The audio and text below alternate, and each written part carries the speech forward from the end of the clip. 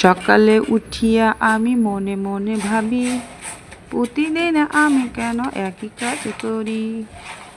আদেশ করেন স্বামী মোর গুরুজনে, সংসারে কাজ যেন করি ভালো মনে।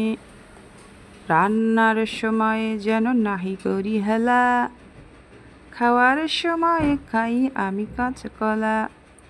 বিনা বেতনের এই চাকরিটা পয়সা দিয়ে ধরিয়ে দিয়েছে বাবা মায়ে তুলি। পরমেশনের কথা আমি যদি বলি, স্বামী চায় অনুমতি দাও একখান বিয়া করি। তাহলে নাকি আমি থাকবো রাজরানী, না হলে নাকি থাকবো আমি চাকরানী। বিয়ার পরে স্বামী নাকি বলেছিল আমায়, ঝগড়া তুমি করবে না সব সময়। কি করি এখন ভাবি না পাই পথ, এই বলে সংসারে দিয়েছি মত। ছেলে মেয়ে সবারই মন রক্ষা করে চলতে হয় এখন